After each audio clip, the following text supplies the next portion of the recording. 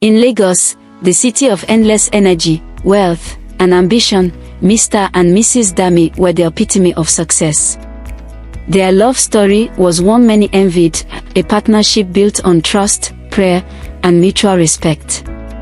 Mr. Dami, a corporate executive, was known for his sharp wit and charming personality, while Mrs. Dami, a successful entrepreneur, ran a chain of fashion boutiques.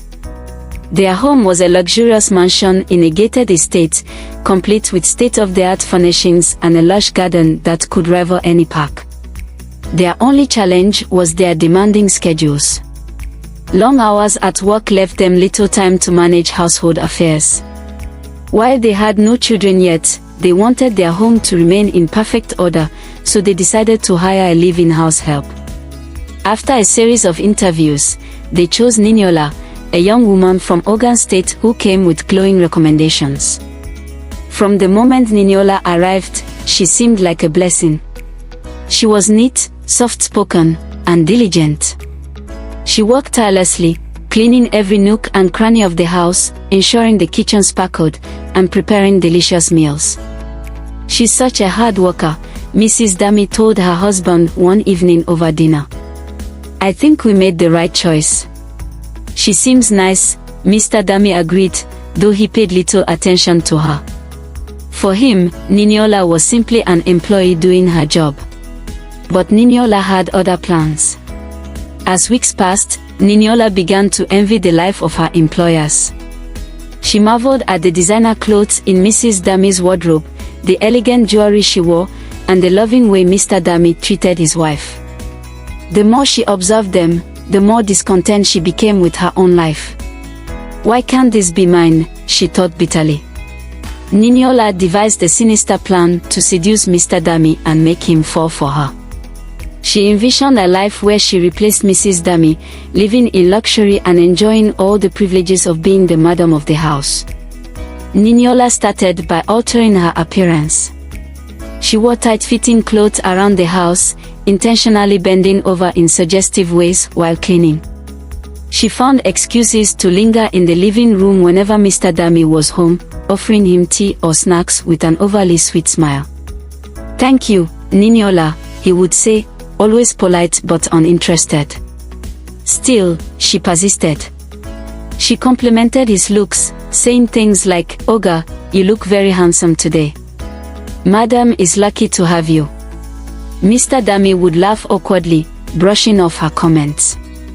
He remained focused on his work, unaware of her growing obsession. Mrs. Dami, however, began to notice subtle changes in Niniola's behavior.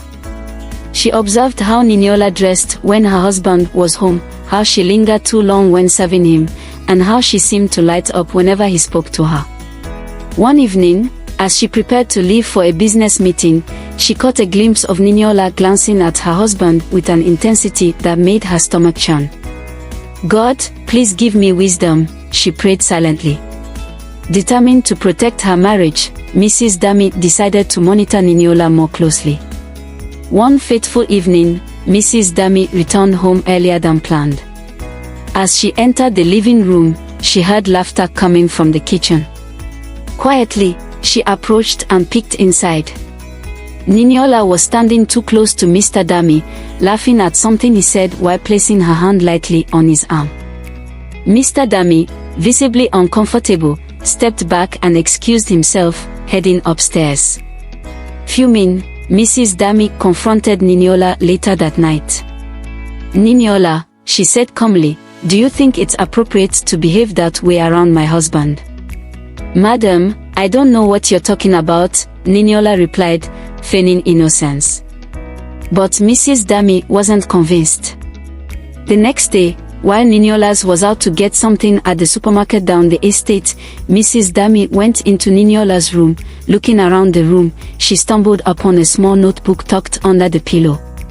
Curiosity piqued, she opened it and was stunned by what she read. The pages were filled with Niniola's fantasies about marrying Mr. Dami and becoming the madam of the house. One passage read, "Soon, this house will be mine.